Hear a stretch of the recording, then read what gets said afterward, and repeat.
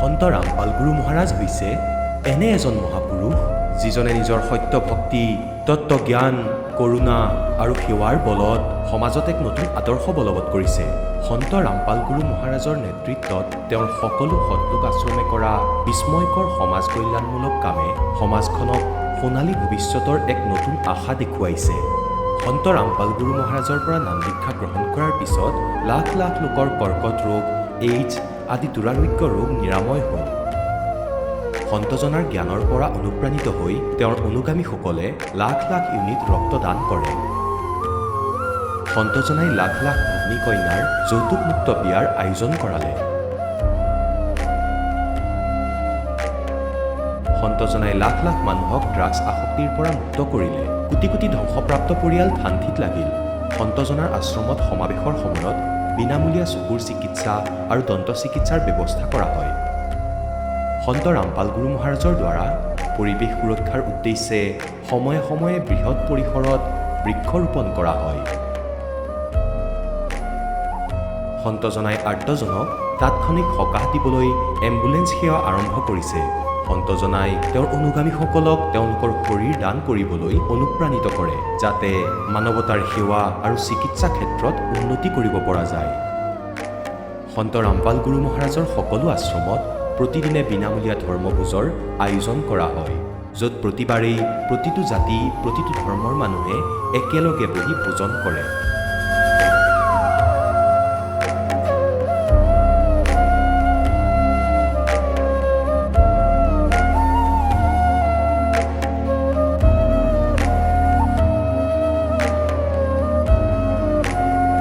সন্ত ৰামপাল গুৰু মহাৰাজৰ অন্নপূৰ্ণা অভিযানে দৰিদ্ৰ আৰু অসহায় লোকসকলৰ জীৱনত এক নতুন শক্তি আৰু আশাৰ সঞ্চাৰ কৰিছে। ঘৰে ঘৰে খাদ্য সামগ্ৰী আৰু প্ৰয়োজনীয় সাহায্য প্ৰদান কৰি সন্ত ৰামপাল গুৰু মহাৰাজে মানুহক দুখ আৰু অসহায় অৱস্থাৰ সৈতে যুঁজিবলৈ শক্তি প্ৰদান কৰিছে।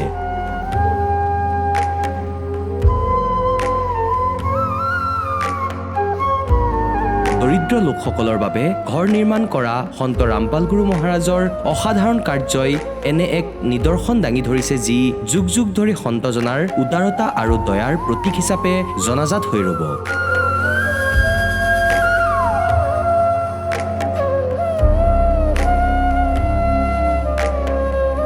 সন্ত ৰামপাল গুৰু মহাৰাজৰ আশ্ৰমত সহস্ৰাধিক বৃদ্ধ বৃদ্ধাই শ্ৰদ্ধা আৰু মৰমেৰে জীৱন যাপন কৰাৰ সুযোগ পায়। তেওঁলোকৰ থকা খোৱাৰ আৰু স্বাস্থ্যৰ সম্পূৰ্ণ দায়িত্ব সন্ত ৰামপাল গুৰু মহাৰাজে বহন কৰে। অনাথ শিশুৰ বাবে সন্ত ৰামপাল গুৰু মহাৰাজৰ সকলো আশ্ৰম বিশেষ বৰদানতকৈ কম নহয়, য'ত তেওঁলোকক শিক্ষা, সংস্কাৰ আৰু ভৱিষ্যতৰ বাবে উন্নত সুবিধা প্ৰদান কৰা হয়। বানপানী, ভূঁইকঁপ বা মহামাৰী যিয়েই নহওক, সন্ত ৰামপাল গুৰু মহাৰাজ আৰু তেওঁৰ অনুগামীসকল সদায় আৰ্তজনৰ বাবে আগৰণুৱা হৈ থাকে। ক'ভিড মহামাৰীৰ সময়ত সন্ত ৰামপাল গুৰু মহাৰাজৰ আশ্ৰমৰ পৰা কোটি কোটি লোকক খাদ্য, ঔষধ আৰু জীৱন ৰক্ষক সামগ্ৰী যোগান ধৰা হৈছিল। দুখীয়াক সকাহ কৰাই হওক বা যিকোনো শোষিত বা নিপীড়িত শ্ৰেণীৰ অধিকাৰ আৰু মৰ্যাদাৰ বাবে যুঁজ দিয়াই হওক, সন্ত ৰামপাল গুৰু মহাৰাজে সদায় তেওঁলোকৰ সকলো ন্যায্য দাবী চৰকাৰৰ ওচৰলৈ লৈ গৈছে আৰু তেওঁলোকক উপযুক্ত ন্যায় প্ৰদানৰ ক্ষেত্ৰত গুৰুত্বপূৰ্ণ ভূমিকা পালন কৰি আহিছে। সমাজত আধ্যাত্মিক আৰু সামাজিক মূল্যবোধৰ প্ৰতি সজাগতা অনাৰ প্ৰতিটো পদক্ষেপতে সন্ত ৰামপাল গুৰু মহাৰাজ মানৱতাৰ প্ৰকৃত সেৱক হিচাপে প্ৰমাণিত হৈছে। সন্ত ৰামপাল গুৰু মহাৰাজৰ জীৱনে আমাক শিকাইছে যে প্ৰকৃত সেৱা সেইটোহে যিটো নিস্বাৰ্থভাৱে কৰা হয়। আহক আমিও এই মহান সন্তজনৰ এই মহান সেৱাৰ কামত যোগ দিওঁ আৰু সন্ত ৰামপাল গুৰু মহাৰাজৰ পৰা নাম দীক্ষা লৈ আমাৰ জীৱন ধন্য কৰি তোলোঁ।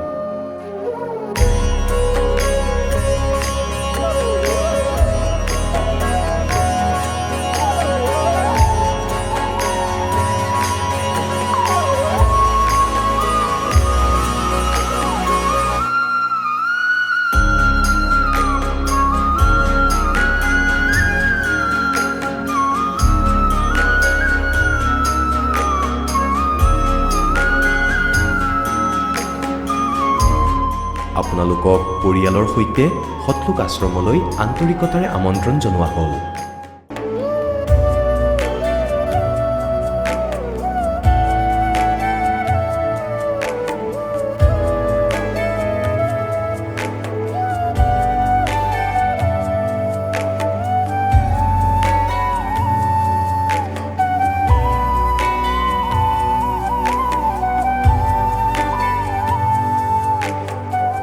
গীতা অধ্যায় 18 62 নম্বৰ শ্লোকত ভগৱানে নিজেই কৈছে যে অৰ্জুন সেই পৰমেশ্বৰৰ শৰণত যোৱা, যাৰ কৃপাত পৰম শান্তি আৰু চিৰন্তন স্থান অৰ্থাৎ সত্যলোক প্ৰাপ্ত হ'ব। সেইজন পৰমেশ্বৰ কোন, ক'ত থাকে, কেনেকুৱা? এই কথা জানিবলৈ অনুগ্ৰহ কৰি অৱশ্যেই শুনক জগতগুৰু তত্ত্বদৰ্শী সন্ত ৰামপাল গুৰু মহাৰাজৰ অমৃত বচন, সকলো পবিত্ৰ ধৰ্মৰ পবিত্ৰ শাস্ত্ৰৰ আধাৰত। সৎ চাহিব দৰ্শকসকল, বছৰৰ পিছত বছৰ ধৰি ভক্তি সাধনা কৰাৰ পাছতো যদি জীৱনত সুখ শান্তি নাহে, তেন্তে সেই ভক্তি কিমান সঠিক? আজি আমি আপোনালোকক শুনাম অসমৰ শোণিতপুৰ জিলাৰ নিবাসী চঞ্চল চৌধুৰীৰ জীৱনৰ এক বাস্তৱিক কাহিনী। চঞ্চল চৌধুৰীয়ে আগতে ব্ৰহ্মা, বিষ্ণু, মহেশ, দুৰ্গা পূজাৰ দৰে পৰম্পৰাগত ভক্তি সাধনা কৰিছিল। তথাপিও মনত শান্তি নাছিল। কিন্তু এদিন তেওঁৰ ভিনদেৱে সন্ত ৰামপাল গুৰু মহাৰাজৰ দ্বাৰা লিখিত হিন্দু চাহিবান নাহি সমঝে গীতা বেদ পুৰাণ পুথি পঢ়িবলৈ দিয়ে, আৰু সেই পুথিৰ জ্ঞানেই তেওঁৰ জীৱন সম্পূৰ্ণৰূপে সলনি কৰি দিলে। দৰ্শকসকল, চঞ্চল চৌধুৰীৰ ল'ৰাৰ এটা গুপ্ত ৰোগ আছিল, যাৰ বাবে ডাক্তৰে অপাৰেশ্যনৰ পৰামৰ্শ দিছিল।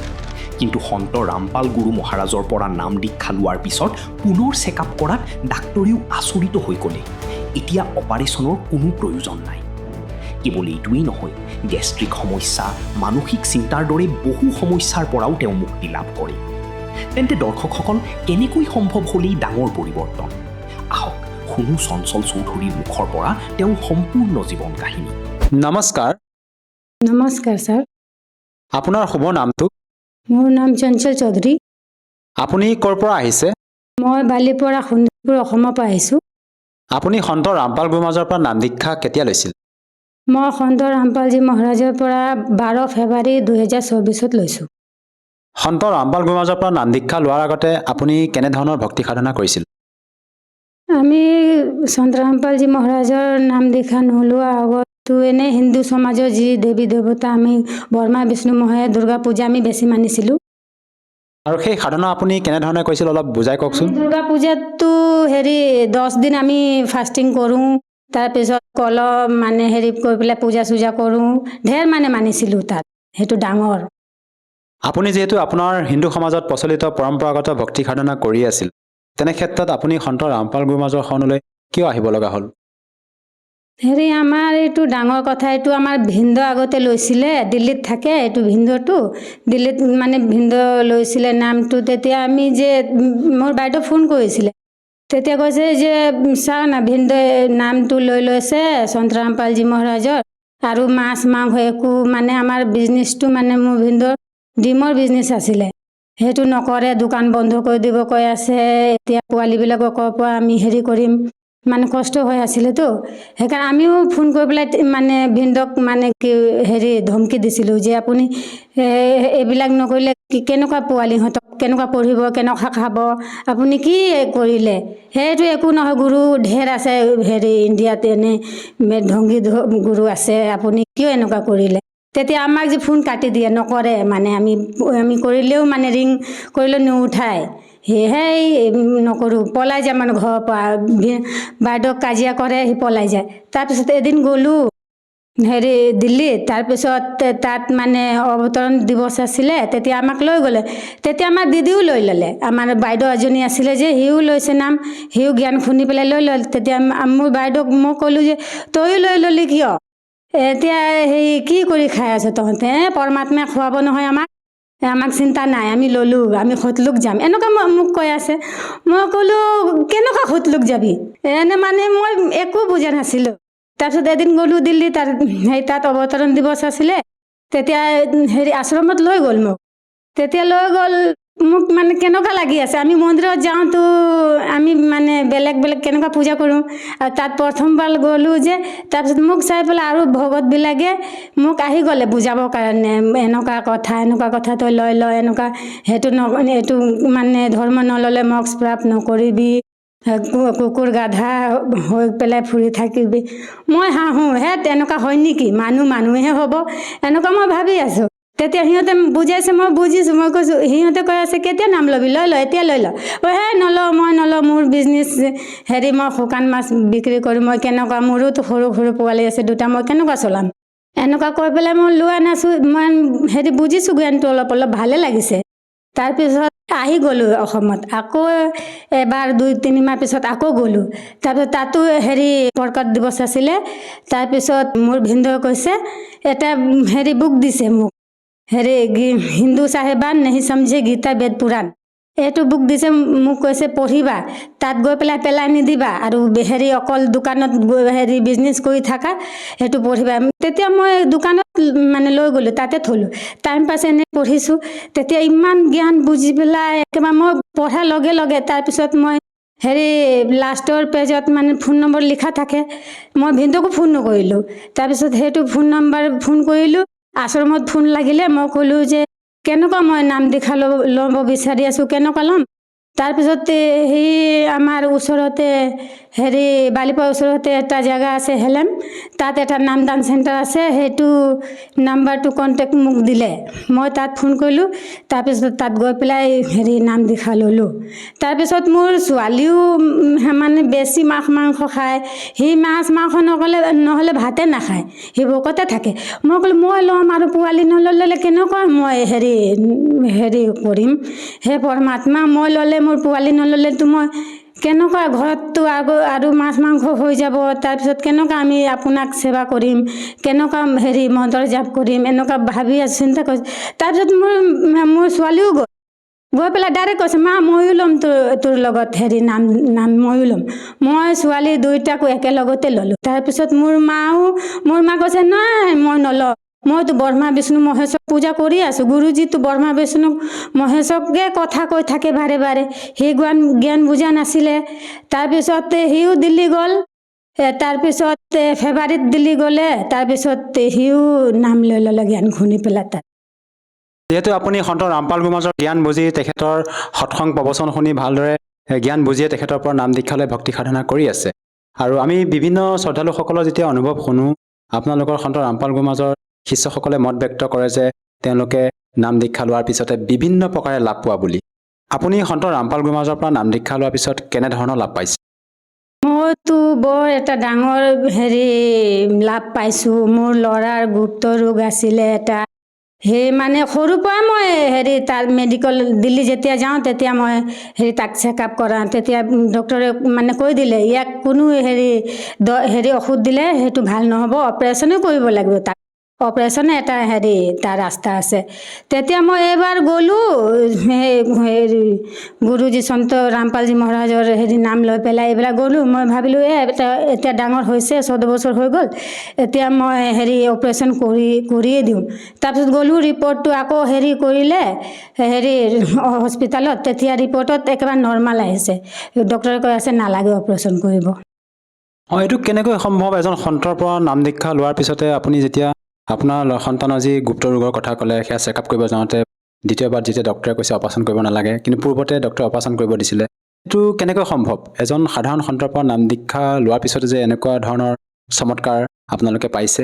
এইটো কি ক'ম, এইটো প্ৰমাণিত আমাৰ গুৰুজী যে কয় শাস্ত্ৰ অনুকূল ভক্তি আমাক দিয়ে, এইটো ল'লে মন্ত্ৰ এনেকুৱা আছে যে এইটো ল'লে ভাল হৈয়ে যায় মানুহ।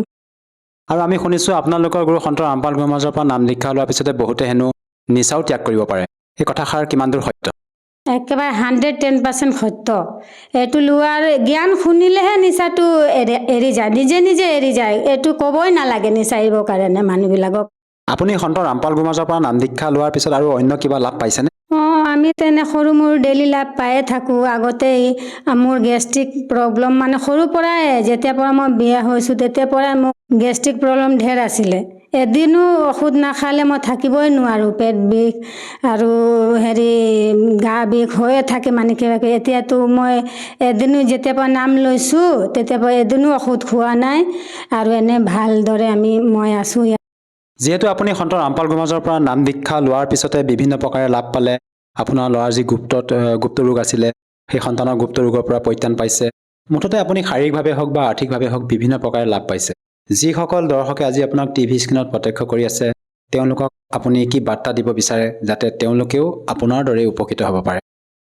মই সমাজত কি সন্দেশ দিম, মই যেনেকুৱা সুখিত হৈছোঁ এতিয়া আপোনালোকেও এনেকুৱা সুখিত হ'ব পাৰে। যেনেকুৱা এতিয়া মোৰ ল'ৰা 14 বছৰীয়া অপাৰেশ্যন হোৱা কথা ডক্টৰে কৈছিলে। এতিয়া নাম দীক্ষা লোৱাৰ পিছত মোৰ ল'ৰাটো ভাল হৈ গ'ল। যি মোৰ ছোৱালী এটা আছিলে, সি মাছ মাংস নাখালে, ভাতে নাখায়। এতিয়া সিও নাম দীক্ষা লৈ পেলাই আমি সুখিত হ'লোঁ। আমি চবে নাম দীক্ষা ল'লোঁ।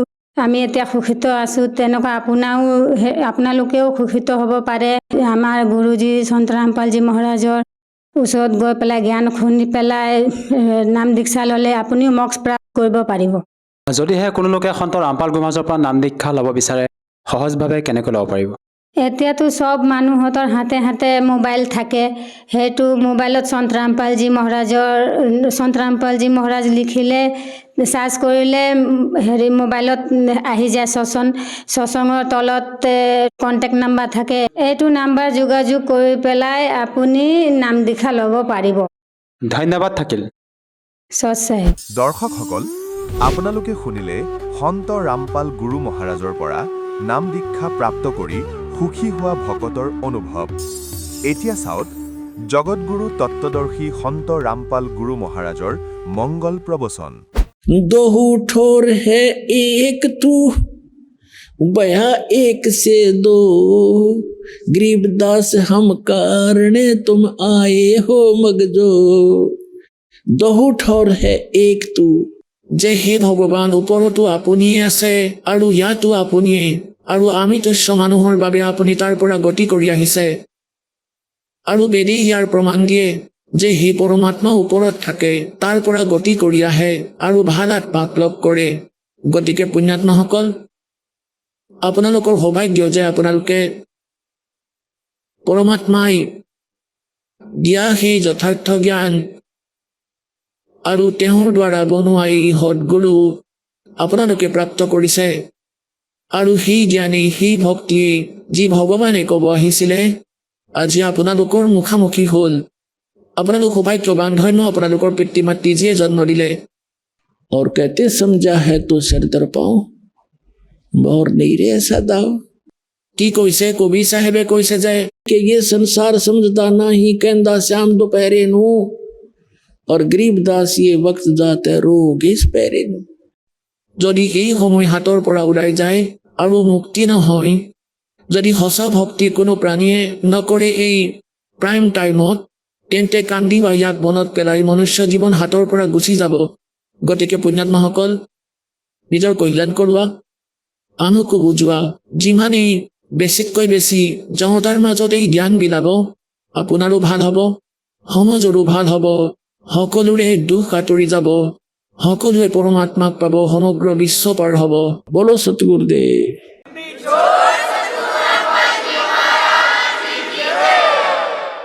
পৰম পিতা পৰমাত্মা পূৰ্ণ ব্ৰহ্ম সমগ্ৰ সৃষ্টিৰ ৰচয়িতা কবিৰ দ্বীপ কবি চাহেবৰ অসীম কৃপাৰ বাবে আপোনালোক সকলো পুণ্যাত্মা সৎসংগ শুনিবলৈ উপস্থিত হৈছে। এই কলিযুগৰ ভিতৰত আটাইতকৈ দুৰ্লভ হ'ল সৎসংগ প্ৰাপ্ত কৰা। আপোনালোকৰ ওপৰত পৰমাত্মাই এই বিশেষ কৃপা কৰিছে। আপোনালোক কিমান পুণ্যাত্মা যে আপোনালোকে সৎসংগ প্ৰাপ্ত কৰিছে।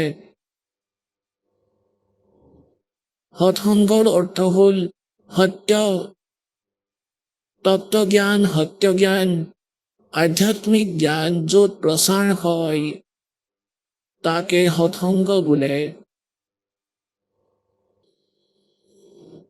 আধ্যাত্মিক মাৰ্গত আমি আমাৰ আধ্যাত্মিক গ্ৰন্থকেই আমি আধাৰ বুলি মানি আগলৈ খোজ দিব লাগিব। কিয়নো আজিলৈকে কোনো ধৰ্ম অথবা সেই ধৰ্মৰ অন্তৰ্গত ফলোৱাৰ অনুগামী যিমানবোৰ আছে, তেওঁলোকে আৰম্ভণিৰ পৰাই নিজৰ ধৰ্মগ্ৰন্থক সৰ্বোচ্চ বুলি মানি আহিছে, উত্তম বুলি মানি আহিছে, শিৰোধাৰ্য বুলি মানি আহিছে। আজিও আমি সেই সকলোবোৰক শিৰোধাৰ্য বুলি মানিব লাগিব। আৰু যি ধৰ্মগুৰুৱে নিজৰ ধৰ্মগ্ৰন্থতকৈ বিপৰীত জ্ঞান দি আছে, তেওঁলোকক আমি এতিয়া এৰিব লাগিব। তেতিয়াহে আমি ভক্তি মাৰ্গত সফল হ'ম। ইয়াৰ বাবে পবিত্ৰ শ্ৰীমদ ভাগৱত গীতা অধ্যায় নম্বৰ 16 শ্লোক নম্বৰ 23 আৰু 24 পৰ্যাপ্ত আমি বুজি পাবলৈ। তাত বিৱৰণ আছে যে শাস্ত্ৰবিধি ত্যাগ কৰি যিয়ে মনৰ মতে আচৰণ কৰে, তেওঁলোকে না কোনো সুখ প্ৰাপ্ত কৰে, না তেওঁলোকে কিবা সিদ্ধি প্ৰাপ্ত কৰে, না তেওঁলোকৰ কিবা পৰম গতি হয়। গতিকে পুণ্যাত্মাসকল, আধ্যাত্মিক ক্ৰিয়াবোৰ যে আমি কৰোঁ, তিনিটা বস্তুৰ প্ৰাপ্তিৰ বাবেই কৰোঁ, যে নিজৰ জীৱনত আমি সুখী হওঁ, আমাৰ কাৰ্য সিদ্ধ হওক আৰু পৰম গতি হওক। আৰু এই তিনিটা পদাৰ্থই শাস্ত্ৰ বিৰুদ্ধে সাধনা কৰিলে বঞ্চিত হৈ যায়। গতিকে 24 নম্বৰ শ্লোকত শ্ৰীমদ ভাগৱত গীতাৰ 16 নম্বৰ অধ্যায়ত কৈছে, সেইবাবে তোমাৰ বাবে অৰ্জুন, কৰ্তব্য আৰু অকৰ্তব্যৰ ব্যৱস্থাত, মানে কোনবোৰ ধাৰ্মিক অনুষ্ঠান ক্ৰিয়া মন্ত্ৰ জপ কৰিব লাগে, কোনবোৰ কৰিব নালাগে, তাৰ বাবে নিজৰ সদগ্ৰন্থবোৰকে আধাৰ বুলি মানিবা। গতিকে পুণ্যাত্মাসকল, আজিৰ যি সমাগম আৰম্ভ হৈছে, যি 5 দিনীয়া এই সৎসংগ চলিব, এয়া কি উপলক্ষে হৈছে, আজি পোনপ্ৰথমে অলপ ইয়াৰ তথ্য দিম। তাৰপিছত পৰমাত্মাৰ মহিমাৰ সৈতে পৰিচিত কৰাম। এই যে সৎসংগ আৰম্ভ হৈছে, এয়া কি উপলক্ষে হৈছে। আত্মাই পৰমাত্মাক বিচাৰি ফুৰিছে বহুত বছৰ বছৰ ধৰি, হাজাৰ কোটি যুগৰ পৰা লাগি আছে। আৰু আমি আমাৰ সদগ্ৰন্থত এইবোৰো পঢ়ি আহিছো যে যিয়ে সৎ সাধনা কৰে, মৰ্যাদাত থাকি সৎ ভক্তি কৰে, তেওঁলোক এনেকুৱা স্থানলৈ গুচি যায় য'ৰ পৰা প্ৰাণী উভতি আৰু কেতিয়াও সংসাৰলৈ নাহে। প্ৰমাণৰ বাবে শ্ৰীমদ ভাগৱত গীতা অধ্যায় নম্বৰ 15 শ্লোক নম্বৰ 1 পৰা 4লৈকে প্ৰমাণ দিছে যে তত্ত্বদৰ্শী সন্তৰ প্ৰাপ্তিৰ পিছত, আৰু তত্ত্বদৰ্শী সন্ত কেনেকুৱা হ'ব ইয়াতো তাৰ প্ৰমাণ দিছে। যিয়ে ওলোটাকৈ উদমি থকা সংসাৰৰূপী বৃক্ষৰ সকলো বিভাগ জানে, বিস্তাৰিতভাৱে জানে, তেওঁ তত্ত্বদৰ্শী সন্ত। তত্ত্বদৰ্শী সন্ত 4ৰ্থ অধ্যায়ৰ 34 নম্বৰ শ্লোকত কৈছে যে অৰ্জুন, তুমি তত্ত্বদৰ্শী সন্তৰ পৰা সেই তত্ত্বজ্ঞান প্ৰাপ্ত কৰা। গতিকে ইয়াত 15 নম্বৰ অধ্যায়ৰ 4 নম্বৰ শ্লোকত কৈছে যে তত্ত্বজ্ঞানৰ প্ৰাপ্তিৰ পিছত সেই তত্ত্বজ্ঞানৰ দ্বাৰা ই অজ্ঞানতাক কাটি, অৰ্থাৎ অজ্ঞানতা আঁতৰাই, তাৰ পিছত পৰমেশ্বৰৰ সেই পৰম পদৰ সন্ধান কৰিব লাগে, যলৈ যোৱাৰ পিছত সাধক আৰু কেতিয়াও সংসাৰলৈ উভতি নাহে। আৰু যি পৰমেশ্বৰে সংসাৰৰূপী বৃক্ষৰ ৰচনা কৰিছে, মানে সমগ্ৰ ব্ৰহ্মাণ্ড যিয়ে ৰচনা কৰিছে, কেৱল তেওঁৰেই ভক্তি কৰা। গীতাৰ জ্ঞানদাতা যিয়ে শ্ৰীকৃষ্ণৰ ভিতৰত প্ৰৱেশ কৰি কৈ আছে, তেওঁ ব্ৰহ্ম হয়, ক্ষৰ পুৰুষ। তেওঁ নিজৰ বিষয়ে কৈছে, তেওঁ নিজৰ বিষয়ে কৈছে যে অৰ্জুন, তোমাৰ আৰু মোৰ বহুত জন্ম হৈ গৈছে, তুমি নাজানা, কিন্তু মই জানো। মোৰ কৰ্ম আৰু জন্ম অলৌকিক, দিব্য। প্ৰমাণৰ বাবে শ্ৰীমদ ভাগৱত গীতা অধ্যায় নম্বৰ 2 শ্লোক 12, অধ্যায় নম্বৰ 4 শ্লোক 5 আৰু 9, অধ্যায় নম্বৰ 10 শ্লোক 2। এই গীতাৰ জ্ঞানদাতাই স্বয়ং কৈছে যে মোৰো জন্ম মৃত্যু হয়, মোৰ উপাসকৰো জন্ম মৃত্যু হয়, আৰু আপোনাৰো হয়। আজিলৈকে আমাৰ যিসকল ধৰ্মগুৰুৱে শ্ৰীকৃষ্ণৰ পূজাৰ আমাক বিধান কৰিছিলে। যদি আমি এইটো মানি চলো যে শ্ৰীমদ ভাগৱত গীতাৰ জ্ঞান শ্ৰীকৃষ্ণদেৱে কৈ আছে, এনেইটো সত্যতা আপোনালোকক কৈছে এই দাসে শ্ৰীকৃষ্ণৰ ভিতৰত এই ক্ষৰ পুৰুষ মানে কাল জ্যোতিস্বৰূপী নিৰঞ্জন, যাক যোগী লোকসকলে ব্ৰহ্ম বুলি কয়, ঋষিসকলে যাক ব্ৰহ্ম বুলি কৈছিলে, তেওঁ কৈ আছে। আৰু তেওঁ 21 ব্ৰহ্মাণ্ডৰ স্বামী। আৰু শ্ৰীকৃষ্ণদেৱ বিষ্ণুদেৱৰ অৱতাৰ, শ্ৰীবিষ্ণু অথবা শ্ৰীকৃষ্ণ বুলি ভাবা। এওঁ কেৱল এখন ব্ৰহ্মাণ্ডৰ তিনি লোকৰ, পৃথিৱীলোক, স্বৰ্গলোক আৰু পাতাল লোক, এই তিনি লোকৰ কেৱল এটা বিভাগৰ প্ৰভু হয় স্বামী। বিষ্ণুদেৱ শতগুণ বিভাগৰ মানে শ্ৰীকৃষ্ণ বা বিষ্ণু কোৱা, আৰু ব্ৰহ্মাদেৱক ৰজগুণ বিভাগৰ মন্ত্ৰী অথবা চাহিব বুলি ভাবা, মালিক বুলি ভাবা, খোদা বুলি ভাবা। আৰু যি শ্ৰী শংকৰ তেওঁ তমগুণ বিভাগৰ স্বামী অথবা প্ৰভু বুলি ভাবা, তেওঁ কেৱল ইমানৰে মালিক। গতিকে গীতাৰ জ্ঞানদাতাক আপোনালোকে যি বুলি ভাবিছিলে সেইটো ভাবিয়েই আগবাঢ়ক, সেইজন বুলি ভাবিয়েই আগবাঢ়া। তেওঁ কৈছে মোৰ জন্ম মৃত্যু হয়, আৰু সেইজন কোনোবা আন পৰমাত্মা, যাৰ শৰণলৈ গ'লে 18 নম্বৰ অধ্যায়ৰ 62 নম্বৰ শ্লোকত কৈছে, অৰ্জুন তুমি সৰ্বভাৱেৰে সেই পৰমেশ্বৰৰ শৰণলৈ যোৱা, তেওঁৰ কৃপাতেই তুমি পৰম শান্তি আৰু সনাতন পৰম ধাম প্ৰাপ্ত কৰিবা। গতিকে ইয়াত আমি বুজিব লাগিব যে সেই পৰমাত্মা কোন, যাৰ বিষয়ে গীতাৰ জ্ঞানদাতাইও প্ৰমাণিত কৰি আছে। তেওঁৰ শৰণলৈ যোৱা, তেওঁৰ শৰণলৈ গ'লে সেই স্থান পাবা যলৈ যোৱাৰ পিছত কেতিয়াও আৰু সংসাৰলৈ নাহা, সেয়া শাশ্বত স্থান। গতিকে এতিয়া যি প্ৰসংগ চলি আছে যে এই আত্মাই পৰমাত্মাক যুগ যুগ ধৰি বিচাৰি আছে, আৰু আমি আগৰ যদি ইতিহাস চাওঁ ঋষি মহৰ্ষিসকলৰ, তেওঁলোকে হাজাৰ হাজাৰ বৰ্ষ তপস্যা কৰিলে, সাধনা কৰিলে, অনুষ্ঠান কৰিলে যে ভগৱানক পাওঁ, কল্যাণ হওক। কিন্তু যদি তেওঁলোকৰ মাৰ্গ ঠিকেই থাকিলে হয়, সেই মাৰ্গেই তেনেহ'লে আমাকো ক'লেহেঁতেন তেওঁলোকে, তেতিয়া আমি সকলোৱে গুচি গ'লো হয় আৰু পৃথিৱী খালী হৈ থাকিলে হয়। এতিয়া ইয়াত এটা আশংকা আৰু উৎপন্ন হয়। বহুত ভগত শ্ৰদ্ধালুৱে সোধে যে যদি পৃথিৱী খালী হয় তেন্তে ইয়াত কোন থাকিব? গতিকে এয়া বালকৰ দৰে চিন্তাধাৰা। এটা একেবাৰে অবোধ বালকে এনেকুৱা কথা ক'ব পাৰে যাৰ কোনো জ্ঞান নাই। গতিকে এইখন কিবা সুখৰ স্থান হয় জানো? সকলো বস্তুৰে অভাৱ আছে ইয়াত, আৰু গোটেই জীৱন আমি আমাৰ পেটৰ পোহপালৰ বাবেই লগাই দিওঁ, আৰু মাজতেই মৃত্যু হৈ যায়। ইমান লেতেৰা স্থান আমি ইয়াত থাকিবলৈ কিয় ইচ্ছা কৰি আছোনো? কিয়নো আমাৰ সেই অন্য সুখময় লোকৰ জ্ঞান হোৱা নাই, আৰু তালৈ যোৱাৰ কোনো সমাধানো নাই। এতিয়া ধৰক চন্দ্ৰটো খালী পৰি আছে, ওপৰৰ সকলোবোৰ গ্ৰহ খালী পৰি আছে, গতিকে আৰু এটা পাথৰ ইয়াতো পৰি থাকিব। আমি কিবা ঠিকা লৈ থৈছো নেকি? গৰম ঠাণ্ডা কেঞ্চাৰত পীড়িত হৈ ইয়াত মৰাৰ এইটো আমাৰ বাধ্যকতাহে। যেতিয়া আমি এনেকুৱা স্থানলৈ গুচি যাম য'ত আমি ইমান ভাল শৰীৰ পাম, য'ত কোনো ৰোগ নাথাকিব, একেবাৰে নিৰাময়। আময় মানে ৰোগ হয়, নিৰাময় মানে একেবাৰে নিৰোগ শৰীৰ পাম, আৰু এনেকৈ পৰিৱেশ থাকিব। তাতো আপোনাৰ এই পৰিয়ালেই থাকিব যি কেতিয়াও মৃত্যুপ্ৰাপ্ত নহ'ব, আৰু তাত এনেকুৱা শিষ্টাচাৰ থাকিব।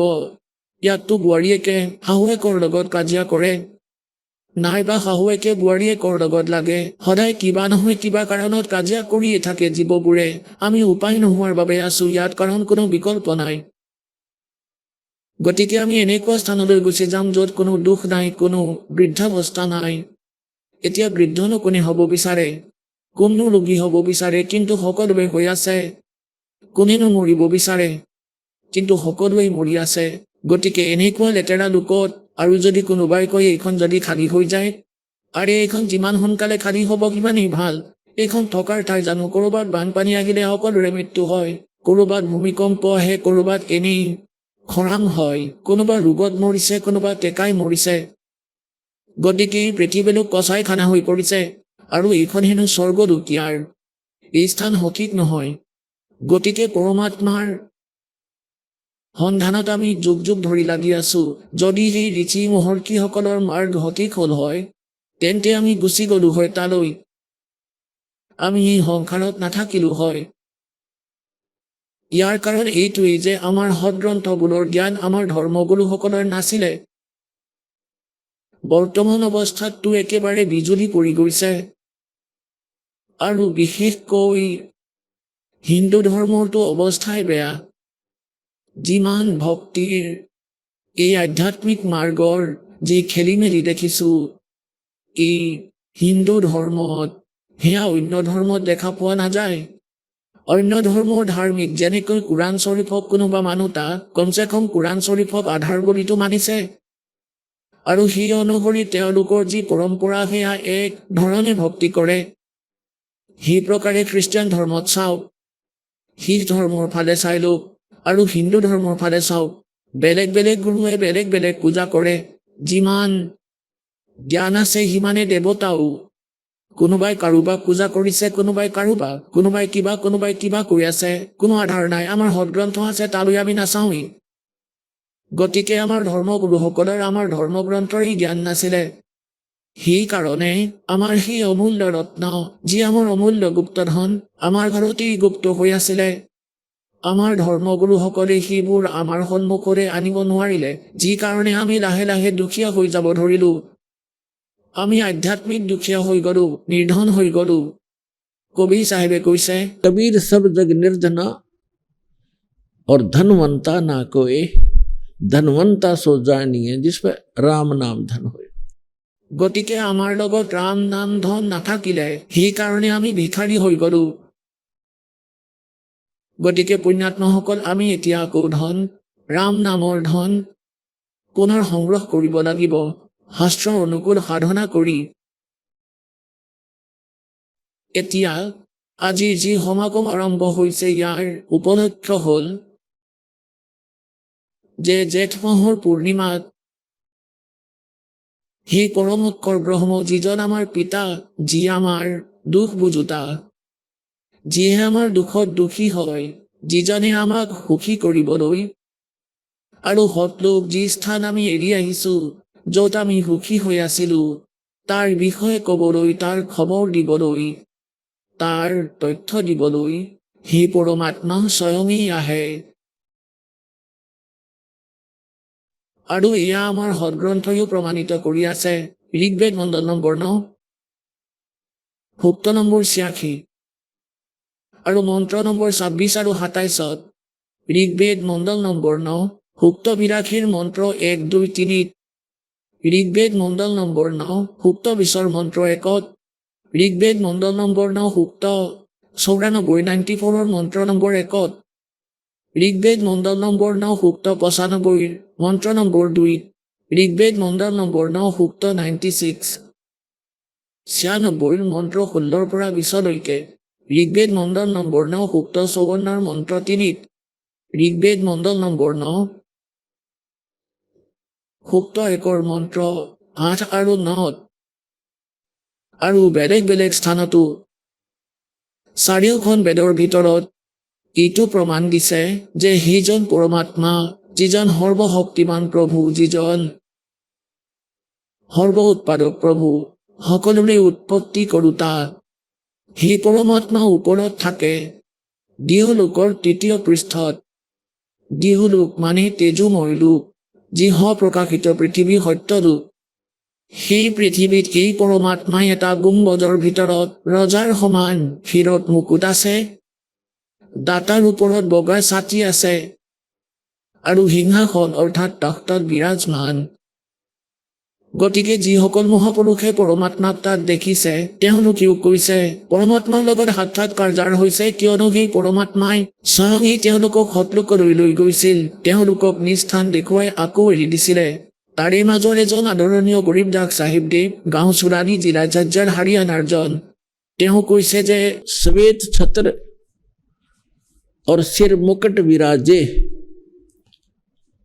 देखत ना उस चेहरे नु, गरीबदास ये वक्त जात है रोगे पैरे नो মানে সেই পৰমাত্মাৰ মূলৰ ওপৰত ছাতি আছে এটা যেনেকৈ আপুনি এই ছাতি এটা দেখিছে এয়াতো আৰ্টিফিচিয়েল হয় তাত পৰমাত্মাৰ অৰিজিনেল আছে আৰু মূৰত মুকুট আছে সেই পৰম পিতাৰ যেনেকৈ ৰজাসকলে পিন্ধে এয়াই ঋগ্বেদ মণ্ডল নম্বৰ 9 সুক্তবিৰাশীৰ মন্ত্ৰ 1 আছে যে সেই সৰ্বোৎপাদক প্ৰভু সকলো পাপৰ নাশ কৰোতা ৰজাৰ সমান দৰ্শনীয় দেখাত ৰজাৰ সমান তখ্তত বিৰাজমান হৈ আছে সিংহাসনত বহি আছে আৰু তাৰ পৰা গতি কৰি আহে ভাল আত্মাবোৰক লগ কৰে যিসকল দৃঢ় ভক্ত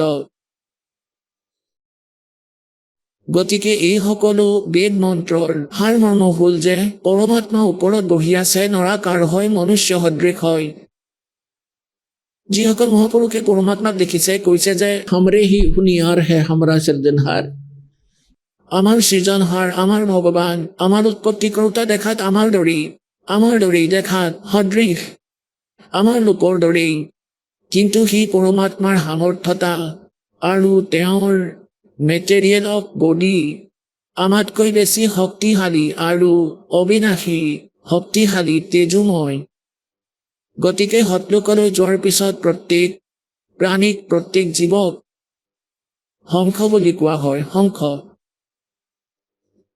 আৰু তালৈ যোৱাৰ পিছত প্ৰত্যেকৰে শৰীৰ যেনেকুৱা হয় সেয়া আমি যে ইয়াত শৰীৰ পাইছোঁ সেয়া কেঁচা যিকোনো কাৰণতে বিনাশ প্ৰাপ্ত হয় তাত যি শৰীৰ পাম সেয়া কেতিয়াও বিনাশ প্ৰাপ্ত নহ'ব তাত হীৰাতন্ত্ৰ নাই শৰীৰৰ ভিতৰত ব্লাড প্ৰেছাৰ ছুগাৰ কেঞ্চাৰ আদি কোনো ৰোগ নাথাকে তাত বৃদ্ধাৱস্থা নাই আৰু তাত সদায় যুৱকেই হৈ থাকে আপোনাৰ যে সন্তান আছে ঠিক এনেকৈ আপোনালোকৰ পৰিয়াল থাকিব সন্তানো জন্মিব আৰু এনেকুৱা এটা স্থিতি আহে সি যুৱক হোৱাৰ পিছত সি সদায় যুৱকেই হৈ থাকিব বৃদ্ধ নহয় আৰু বিচাৰবোৰো শুদ্ধ হ'ব কোনো বস্তুৰে অভাৱ নাই তাত ইয়াত চাগে আপোনালোকে নিজৰ জীৱনত কেতিয়াও এটা হীৰাও দেখা নাই হীৰা তাত সতলোকততো হীৰাৰ পাহাৰ আছে যেনেকৈ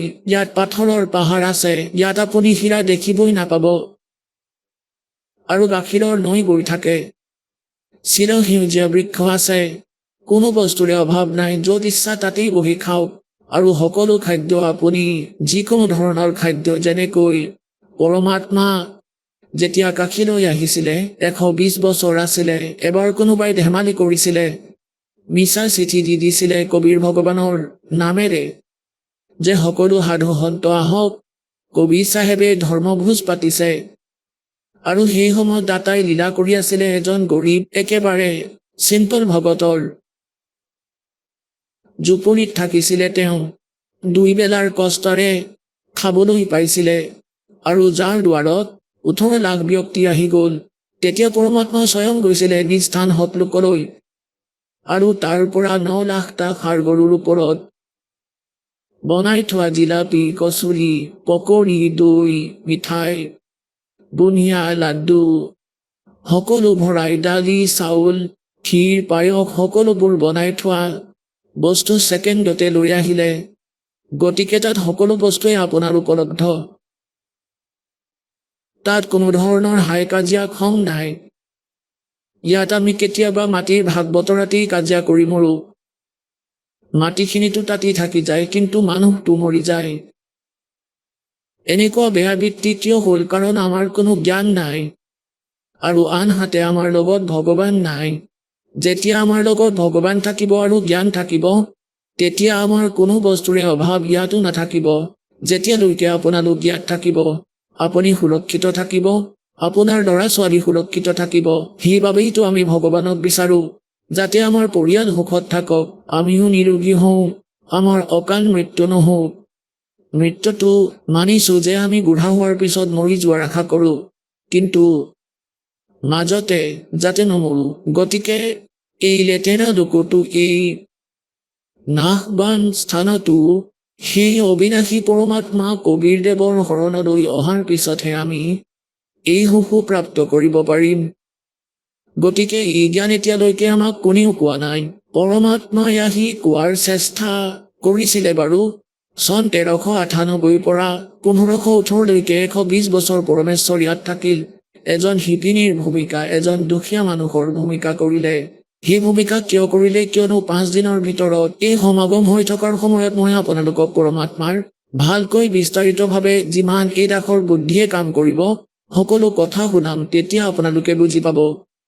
चारों युग में संत पुकारे, को के कहा हम हेल रे, हीरे माणक मोती बरसे, ये जग चुगता डेल रे।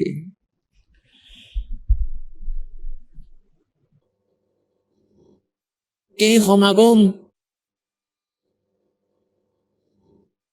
সেই শুভ দিনৰ উপলক্ষে পালন কৰা হৈছে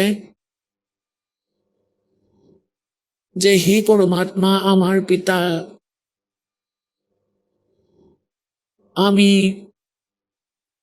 বালকৰ ভুলক ক্ষমা কৰি যি ভুল আমি সৎলোকত কৰিছিলো, কিয়নো সৃষ্টি ৰচনাৰ মাধ্যমেৰে আপোনালোকক যি তথ্য দিছো যে আপোনালোকে কেনেকৈ বন্দী হৈছিলে এই লেতেৰা লোকত, কিয় ইমান কষ্ট কৰি আছে, এয়া শাস্তি দিছে আপোনালোকক, দণ্ড পাই আছে আপোনালোকে ইয়াত।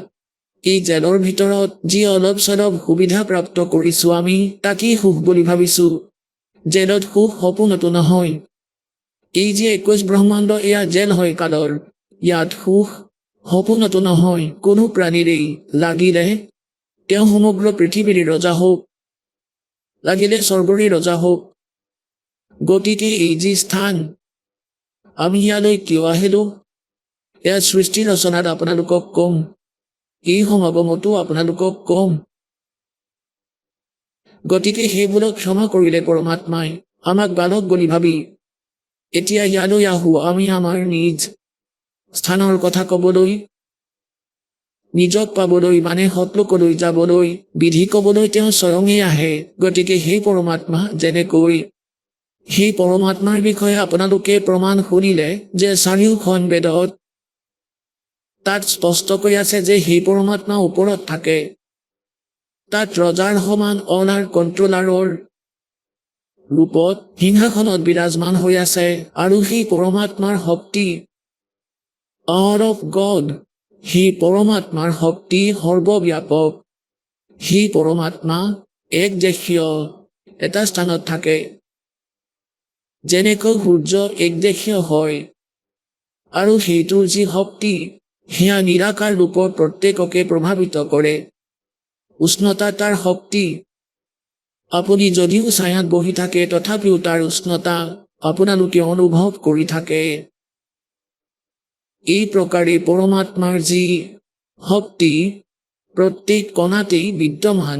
পৰমাত্মা এটা স্থানত আছে, নৰাকাৰ, আৰু তাৰ পৰা গতি কৰি ইয়ালৈ আহে। উদ্দেশ্য কি তেওঁৰ ইয়ালৈ অহাৰ? বেদতো আপোনালোকক বহুতবাৰ প্ৰমাণিত কৰিছো আৰু আগলৈও কম যে সেই পৰমাত্মা যথাৰ্থ ভক্তি মাৰ্গৰ কথা ক'বলৈহে ইয়ালৈ আহে। যদি আমাৰ কিবা বস্তুৰ আৱশ্যকতা আছে তেন্তে সেয়া মুক্তি মাৰ্গ। মুক্তি মানে ইয়াৰ পৰা, এই বন্ধনৰ পৰা বাহিৰ হোৱা, যি কৰ্ম বান্ধোনেৰে বান্ধ খাই আছো, আৰু কৰ্মৰ বান্ধনৰ পৰা মুক্তি কৰোৱাজনক মুক্তিদাতা বুলি কোৱা হয়। আৰু কৰ্মৰ বান্ধনক কেৱল সেই মুক্তিদাতা পৰমেশ্বৰ সত্যপুৰুষ কবি চাহেবেই এৰাব পাৰিব। मासा घटे न तिल बधे विदना लिखे जो लेख, सच्चा सतगुरु मेट कर ऊपर मारे मेघ। এতিয়া যেতিয়া পৰমাত্মা ইয়ালৈ আহে, সেই পৰমাত্মাক চিনি নাপাওঁ আমি। কিয় চিনি নাপাওঁ? কিয়নো আমি গডৰ ডেফিনেশ্যন ভুলকৈ শুনি থৈছো। পৰমাত্মাৰ যি পৰিভাষা একেবাৰে ভুলকৈ শুনি থৈছো, যি কাৰণে আমি পৰমাত্মাক কিবা বেলেগ দৃষ্টিকোণেৰেই বিবেচনা কৰি আছিলো, আৰু সেই ধাৰণাই আমাৰ মনত স্থান ল'লে। সেইবাবে সেই পৰমাত্মাই ইয়াত পৰমাত্মা কম আৰু এজন মানুহৰ দৰে অধিক লীলা কৰে, যাতে আমি তেওঁৰ ওচৰত থাকি কিছু তেওঁৰ জ্ঞানক ফল' কৰিব পাৰোঁ সেইবাবে সেই পৰমাত্মাই স্বয়ং আহি ইয়াত জ্ঞান দিয়ে তেওঁক। গতিকে সেই পৰমাত্মা ওপৰত থাকে, তাৰ পৰা গতি কৰি আহে, ভাল আত্মাক লগ কৰে। তাৰপিছত তেওঁলোকক সৎলোকলৈ লৈ গৈ আকৌ এৰি দিয়ে, নিজৰ সাক্ষী বনাই এৰি দিয়ে। এতিয়া সেই সাক্ষীবোৰে সেই যিসকল সাক্ষী হ'ল পৰমাত্মাৰ, যিসকলে ভগৱানক পালে তেওঁলোকে আৰু লগতে আমাৰ পবিত্ৰ সৎগ্ৰন্থবোৰে দুয়োটাই মিলি এইটো সিদ্ধ কৰি দিলে যে পৰমাত্মা কেনেকুৱা, ক'ত থাকে, তেওঁৰ নাম কি, তেওঁক পোৱাৰ বিধি কি হয়, মেথড কি হয়, যাৰ পৰা আমি পৰমাত্মাক প্ৰাপ্ত কৰিব পাৰোঁ। আহক আমি এতিয়া সেই শ্ৰদ্ধালুসকলৰ অনুভৱবোৰ জানো, যিসকলে জগতগুৰু তত্ত্বদৰ্শী সন্ত ৰামপাল গুৰু মহাৰাজৰ পৰা দীক্ষাপ্ৰাপ্ত কৰিছে তথা তেওঁ কোৱা ভক্তিমাৰ্গ এওঁলোকে অৱলম্বন কৰি আছে। নমস্কাৰ দৰ্শকসকল। কোৱা হয় যে পৰমাত্মাই মীৰাবাইৰ বিষৰ পিয়লাটো অমৃতলৈ ৰূপান্তৰিত কৰিছিল। আজি তেনে এক ঘটনাই আমাৰ চকুৰ আগত ঘটা দেখা গৈছে। ৰামগড়ৰ নিবাসী বালগোবিন্দ কুমাৰৰ সৈতেও তেনে এক আচৰিত ঘটনা ঘটিছে, যিটো বিশ্বাস কৰাটো অতি কঠিন। আচলতে বালগোবিন্দক এটা অতি বিষাক্ত সাপে দংশন কৰিছিল, কিন্তু তাৰ পাছতো তেওঁ আজি জীৱিত আছে।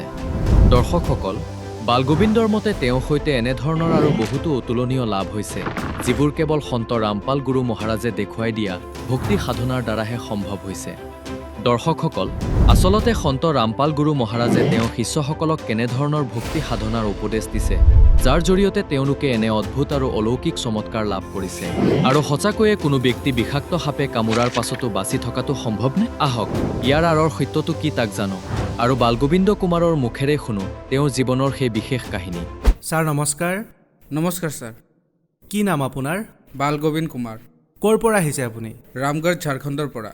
সন্ত ৰামপালদেৱ মহাৰাজৰ পৰা নাম দীক্ষা কেতিয়া ল'লে আপুনি? মই সন্ত ৰামপালদেৱ মহাৰাজৰ শৰণলৈ 30 জানুৱাৰী 2016 আহিছিলোঁ। সন্ত ৰামপালদেৱ মহাৰাজৰ পৰা নাম দীক্ষা লোৱাৰ আগত আপুনি কি ভক্তি সাধনা কৰিছিল? মই ছাৰ শিৱদেৱৰ দৃঢ় ভক্ত আছিলোঁ, যি নেকি আজি শিৱদেৱৰ এয়া কৰিবলৈ ডাঙৰ মন্দিৰ নিৰ্মাণ কৰাই আছিলে পূৰ্বপুৰুষসকলে, সেয়া আধা কৰা আছিল। আজি মই কেইদিনমান আগতে সেয়া এৰি দিলোঁ। সকলো জগতৰ মানুহে, মোৰ গাঁৱৰ মানুহে দুখিব ধৰিলে, ক'লে যে এয়া কি তুমি আধা মন্দিৰ যি বনাই আছিলোঁ আমি, আজি সেয়া পূৰাটো কৰি দিলা, কিন্তু সেয়া ফিনিছ নকৰিলা। আন গাঁৱৰ মানুহে হাঁহিব, এয়া তুমি ভাল নকৰিলা, তুমি কোনোবা গুৰু শৰণলৈ গুচি গ'লা। মই কোনো গুৰু শৰণলৈ অহা নাই, মই সত্যতাৰ শৰণলৈ আহিছোঁ, যিয়ে মোৰ জীৱনত আৰু অহা প্ৰজন্মত এয়া সত্যতাই লগত থাকিব সকলোৰে। মই তেওঁৰ শৰণলৈ আহিছোঁ। সন্ত ৰামপালদেৱ মহাৰাজৰ বিষয়ে আপুনি কেনেকৈ গম পালে?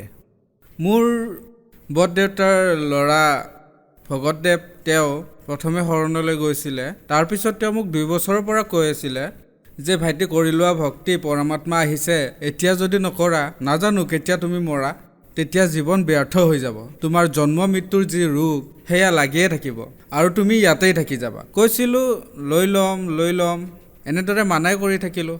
কিন্তু এদিন এনেকুৱা হ'ল যে মই ডিউটিলৈ যাবলৈ ওলাই আহিছিলোঁ।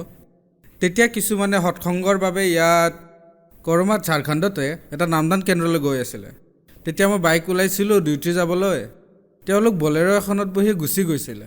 নাজানো, মোৰ এনেকুৱা লাগিল যে নহয়, আজি যাব লাগিব। ডিউটি নগৈ মই চিধাই গুচি গ'লোঁ।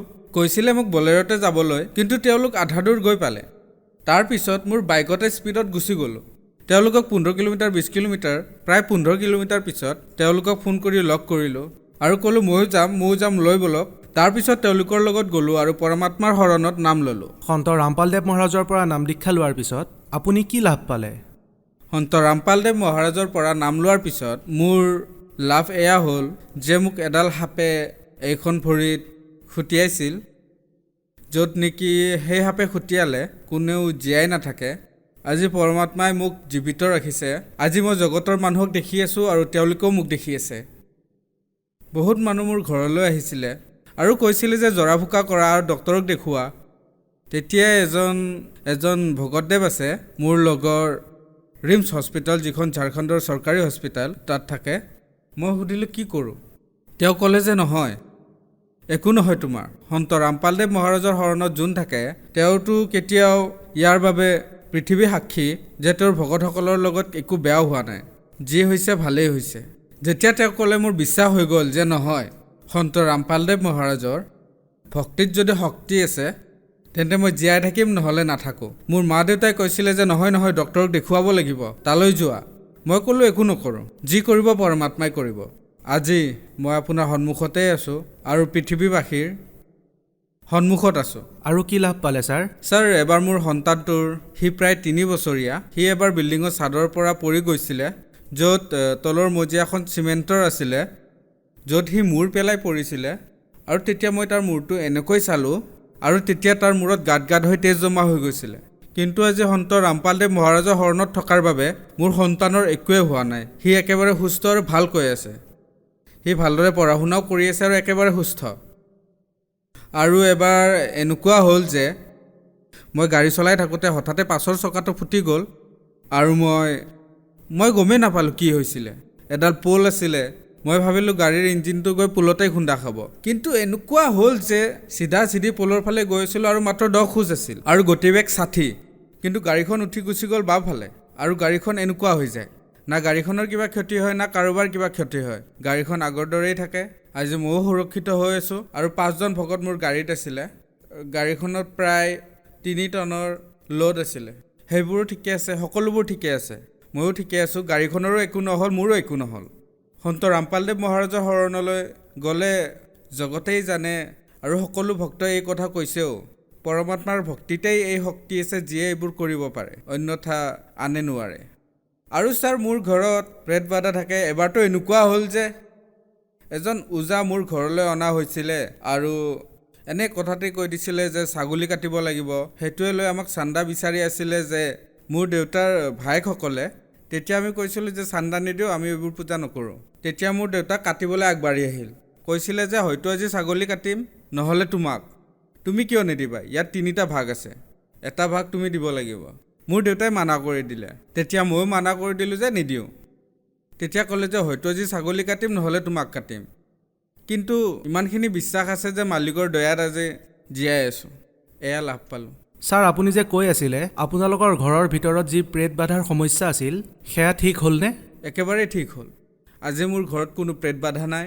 সন্ত ৰামপালদেৱ মহাৰাজৰ যি এই জ্ঞান পালোঁ, আজি সেই আধাৰতে আমি ভক্তি কৰি আছোঁ আৰু সদায় আৰু যেতিয়ালৈকে প্ৰাণ থাকিব এই শৰীৰত, সন্ত ৰামপালদেৱে দিয়া সেই জ্ঞান আৰু সেই ভক্তিক আমি কৰিম আৰু পূৰ্ণ মুক্তি প্ৰাপ্ত কৰিম, সেয়া মোৰ লক্ষ্য।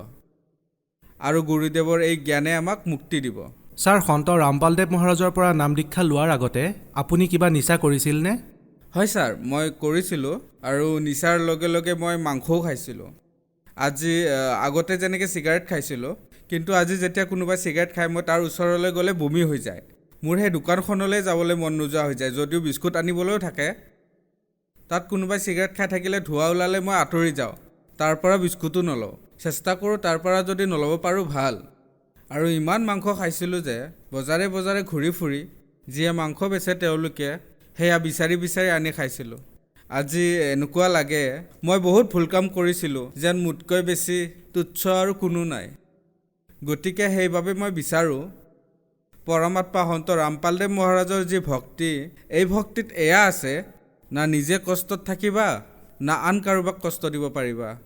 গতিকে সন্ত ৰামপালদেৱ মহাৰাজৰ জ্ঞানত এয়া আছে। আৰু সন্ত ৰামপালদেৱ মহাৰাজে কয় তেওঁৰ জ্ঞানত এয়াও আছে আৰু পূৰ্ণ পৰমাত্মাৰো এয়া লিখা বিধান আছে যে য'ত পৰমাত্মাৰ সন্তান সকলো, গতিকে সেই জন্তু, পশু পক্ষী, কীট পতংগ অথবা মানুহ কোনোতো বেলেগ নহ'ল। এয়া সকলো মোৰ ভাই বন্ধু। যদি কাৰোবাক আমি কষ্ট দিওঁ তেতিয়া পৰমাত্মাৰ বিধান আছে যে আমিও কষ্ট পাম। ছাৰ, সন্ত ৰামপালদেৱ মহাৰাজৰ পৰা নাম দীক্ষা লোৱাৰ পিছত আপুনি আৰু কি লাভ পালে? আৰু ছাৰ, মই লাভ পালোঁ যে আধ্যাত্মিক জ্ঞান যি মই পালোঁ আজি সেয়া আটাইতকৈ বেলেগ। আৰু মই এই কথা সকলোতে কওঁ যে এই জ্ঞান সৰ্বোচ্চ হয়।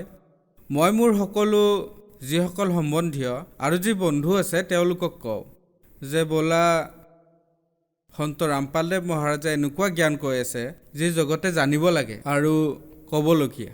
গতিকে তেওঁৰ ভক্তি কৰা আৰু নিজেও যোৱা পূৰ্ণ পৰমাত্মাৰ শৰণলৈ আৰু সমগ্ৰ পৰিয়ালক, সম্পৰ্কীয়সকলক কোৱা যে ভক্তিবিধি শাস্ত্ৰ অনুকূল এয়াহে আৰু এয়াই কৰিব লাগে। ছাৰ, আপোনালোকে ঝাৰখণ্ডত থাকে আৰু সন্ত ৰামপালদেৱ মহাৰাজৰ সৈতে জড়িতও, গতিকে আপুনি নাভাবেনে আন সন্তৰ পৰাও আপুনি নাম দীক্ষা ল'ব পাৰিলে হয়, ইমান দূৰৰ পৰা আহি সন্ত ৰামপালদেৱ মহাৰাজৰ সৈতে জড়িত হোৱাতকৈ? ছাৰ, সন্ত ৰামপালদেৱ মহাৰাজৰ ওচৰলৈ যোৱাৰ যি কথা, আমি যে যাওঁ দিল্লী, হাৰিয়ানা অথবা আন ঠাইত, যোৱাৰ কথাটো বাৰু পিছত হ'ব। প্ৰথমতেতো সন্ত ৰামপালদেৱ মহাৰাজ মোৰ হৃদয়ত আছে। আৰু যে আশ্ৰমৰ কথা, ঝাৰখণ্ডত আজি খন আশ্ৰম খোলা হৈছে আৰু মালিক সন্ত ৰামপালদেৱ মহাৰাজৰ সৎসংগ চলে। গতিকে এনেকুৱা কোনো কথা নাই, আমি এইবোৰ কৰোঁ। কিন্তু লগতে এইটোও কথা যে মোক গাঁৱৰ মানুহে কয় যে তুমি যে আশ্ৰমলৈ যোৱা পইচা পোৱা, সেইবাবে যোৱা। এজন দুজনক আমি কৈ দিছিলোঁ যে এনেকুৱা কোনো কথা নাই। সন্ত ৰামপালদেৱ মহাৰাজৰ যি ভক্তিবিধি, মই সেয়াহে জানিবলৈ যাওঁ, না কি পইচা পাওঁ সেইবাবে যাওঁ। পইচা আমি দিহে যাব লাগে, কাৰণ যিকোনো জ্ঞান, ধৰক আমি যদি কোনো স্কুলত যাওঁ, আপুনি পইচা দিহে স্কুল গৈ পাব, তেতিয়াহে জ্ঞান পাব। তাৰ মানে সন্ত ৰামপালদেৱ মহাৰাজৰ আশ্ৰমত নাম দিয়াৰ নামত পইচা লোৱা হয়, অথবা আন কিবা বেলেগ ফিজ লোৱা হয় আশ্ৰমত? খোৱাৰ কথাটো বাদ দিয়ক, আন যিসকল গুৰু আছে সেই গুৰুসকলৰ মাজত দেখা পাওঁ যে আগত বহাজনৰ পৰা বেলেগ পইচা লয়। ঠাণ্ডাৰ দিনত গাত উৰিবলৈ যি গৰম কাপোৰ লোৱা হয়, তাৰ বাবে 20 টকা অথবা 50 টকাও দিব লাগে। খাদ্যৰ বাবে পইচা দিব লগা হয়। কিন্তু ইয়াত সন্ত ৰামপালদেৱ মহাৰাজৰ আশ্ৰমত দেখিবলৈ পাওঁ, হাজাৰ হাজাৰ ভক্তৰ মাজত এনেকুৱা খাদ্য বিতৰণ হয়, এনেকুৱা লাগে যেন মানুহে দেখি ভাবিবলগীয়া হয় যেন ইমান খাদ্যৰ পইচা আহে ক'ৰ পৰা তেওঁলোকৰ। কিন্তু আজি চাওক, সন্ত ৰামপালদেৱ মহাৰাজৰ দয়াত সকলো ভক্তই খাদ্য পাই আছে, কাৰো পৰাই 1 টকাও লোৱা নহয়। আনকি তেওঁলোকক 10 টকাৰ সহায়হে কৰে, কিন্তু নলয়। ভগত সমাজক আপুনি কি বাৰ্তা দিব বিচাৰিব? মই ভগত সমাজক বাৰ্তা নহয়, হাতযোৰ কৰি বিনম্ৰ নিবেদন জনাব বিচাৰোঁ যে সন্ত ৰামপালদেৱ মহাৰাজে যি জ্ঞান দি আছে, সেয়া শাস্ত্ৰ অনুকূল সাধনা আৰু শাস্ত্ৰ বিধি সাধনা হয়। সকলো সেয়া মই মিলাইও চাইছিলোঁ। ভাগৱত গীতা যি বেলেগকৈ পোৱা হয় সেয়াও চাইছিলোঁ। আৰু সন্ত ৰামপালদেৱ মহাৰাজে লিখা যি গীতা তোমাৰ জ্ঞান অমৃত অথবা আন কোনো, সেয়া মই উলিয়াই চালোঁ, একেই লিখা আছে। কিন্তু তাৰ যি অৰ্থ, মই শ্লোক মিলাই চালোঁ। যি ভগৱত গীতাত লিখা আছে সেয়া শ্লোক ইয়াতো লিখা আছে। তাৰ অৰ্থ যেতিয়া চালোঁ তেতিয়াহে গম পালোঁ। সেই অৰ্থৰ পৰা এতিয়াহে মই বুজি পালোঁ গীতাৰ যি অৰ্থ সেয়া এয়াহে, এয়া নহয়। মই এই পাৰ্থক্য পালোঁ। আপুনি কেনেকৈ গম পালে যে কোনটো শব্দাৰ্থ শুদ্ধ হয়? ছাৰ, যি শব্দ অৰ্থ পোৱা যায় তাৰ পৰা আপুনি গম পাব। এয়া চিম্পলি কোনোবাই যদি পঢ়েও, তেন্তে সেই শব্দাৰ্থৰে হিন্দীৰ পৰা ইংলিছৰ, ঠিক তেনেদৰে সংস্কৃতৰ পৰা হিন্দীটো পায়। এয়াতো সকলোৱে আজিকালি 10th ক্লাছ পঢ়িলেও শব্দাৰ্থৰ বিষয়ে গম পাই যায়। আজিকালিতো মানুহে ট্ৰান্সলেট কৰি ল'ব পাৰে শব্দাৰ্থ গম পালে। ময়ো তেনেদৰে মিলাই চালোঁ আৰু সঁচাকৈ সেয়া ঠিকেই। সন্ত ৰামপালদেৱ মহাৰাজে তেন্তে শুদ্ধ অৰ্থ কয়? নিশ্চয়, সন্ত ৰামপালদেৱ মহাৰাজে সঁচা অৰ্থ কৈ আছে আৰু জগতকো কৈ দিছে যে এয়া শুদ্ধ। আৰু যেতিয়া মানুহে এই জ্ঞানক বুজি আগুৱাই আহিব ধৰিছে, মোৰ আৰু লাগিল যে নহয়, এয়াই শুদ্ধ। এজন মানুহ মূৰ্খ হ'ব পাৰে, 4জন মূৰ্খ হ'ব পাৰে, হাজাৰ হাজাৰজন আছে। এজন ডক্টৰক দেখিলোঁ, MBBS ডক্টৰ, তেওঁ ৰামপালদেৱ মহাৰাজৰ শৰণত আছে। এজন ইঞ্জিনিয়াৰো আছে। এনে অহা নাইতো, মই চাইছোঁ সংস্কৃতৰ যি এয়া গ্ৰেজুৱেশ্যন কৰিছে সংস্কৃতত, তেওঁকো চাইছোঁ। এজনে MA কৰিছে, তেওঁ কৈছে তেওঁতো সংস্কৃতত MA কৰিছে। ঠিক আছে, মই অশিক্ষিত অথবা আন কোনো, সেইজনটো অশিক্ষিত নহয়। ঠিক আছে, তেওঁক পইচা দিছে, কিন্তু এজনকহে দিব, হাজাৰজন মানুহকতো দিব নোৱাৰে। গতিকে এই কথা। যিসকলে সন্ত ৰামপালদেৱ মহাৰাজৰ সৈতে জড়িত হ'ব বিচাৰে, কেনেকৈ জড়িত হ'ব পাৰিব? সন্ত ৰামপালদেৱ মহাৰাজৰ সৈতে জড়িত হ'বলৈ ছ'চিয়েল মিডিয়াৰ যি চেনেল আছে, ইউটিউব আছে, ফেচবুক আছে অথবা টুইটাৰ আছে, যিকোনো ঠাইতে চাই। আৰু টিভিত যি বিভিন্ন চেনেলত সৎসংগ আহে, তাৰ তলত হালধীয়া শাৰী এটা থাকে, তাত নম্বৰ থাকে। ইয়াৰ পৰা আপোনাৰ ওচৰত যি চেণ্টাৰ আছে, আপুনি ফোন কৰি গম লওক, আপোনাক তৎক্ষণাতে ঠিকনাটো দিয়া হ'ব। আপুনি তালৈকে গৈ নাম দীক্ষা ল'ব পাৰে, ভক্তি কৰিব পাৰে। বহুত ধন্যবাদ। সচ্চাহে।